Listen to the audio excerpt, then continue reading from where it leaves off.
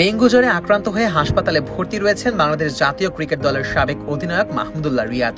গত 4 দিন ধরে তিনি জ্বরে ভুগছিলেন। প্রথমে সাধারণ ভাইরাল জ্বর ধারণা করা হলেও পরবর্তীতে চিকিৎসকের পরামর্শে বিভিন্ন পরীক্ষা নিরীক্ষা করার পর ডেঙ্গু ভাইরাসে আক্রান্ত হবার ব্যাপারে নিশ্চিত হওয়া গেছে। বর্তমানে হাসপাতালে চিকিৎসাধীন রয়েছেন এই ক্রিকেট তারকা এবং তার শারীরিক অবস্থা ধীরে ধীরে উন্নতির দিকেই যাচ্ছে বলে জানিয়েছে বাংলাদেশ ক্রিকেট বোর্ডের মেডিকেল বিভাগ। বিসিবির মেডিকেল সূত্র জানিয়েছে, মাহমুদুল্লাহর জ্বরের তাপমাত্রা প্রথমে নিয়ন্ত্রণে থাকলেও পরে শরীরে দুর্বলতা ও ব্যথা বৃদ্ধি পায়। ডাক্তারের পরামর্শে রক্ত পরীক্ষা করানো হলে ডেঙ্গুর পজিটিভ রিপোর্ট আসে। এরপরই তাকে দ্রুত হাসপাতালে ভর্তি করা হয়।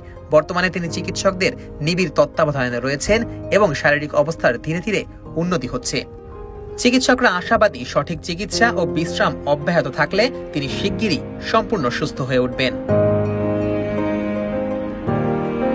এদিকে মাহমুদুল্লাহ রিয়াদের শারীরিক অবস্থা সম্পর্কে দেশের শীর্ষস্থানীয় গণমাধ্যম প্রথম আলোকে বিসিবির প্রধান চিকিৎসক দেবাশিস চৌধুরী জানান, জ্বর নিয়ে 3-4 দিন আগে হাসপাতালে ভর্তি হয়েছিলেন মাহমুদুল্লাহ, তবে এখন তার শারীরিক অবস্থা উন্নতির দিকে আছে। মাহমুদুল্লাহর অসুস্থতার খবরটি সামাজিক যোগাযোগ মাধ্যমে ছড়িয়ে পড়লে তার ভক্ত ও ক্রিকেট প্রেমীদের মধ্যে উদ্বেগ দেখা দেয়। ভক্তরা প্রিয় তারকার দ্রুত আরোগ্য কামনা করে বিভিন্ন প্ল্যাটফর্মে শুভেচ্ছা বার্তা পাঠাচ্ছেন। বাবা, এত এনার্জি কই পাও? এই পাওয়ার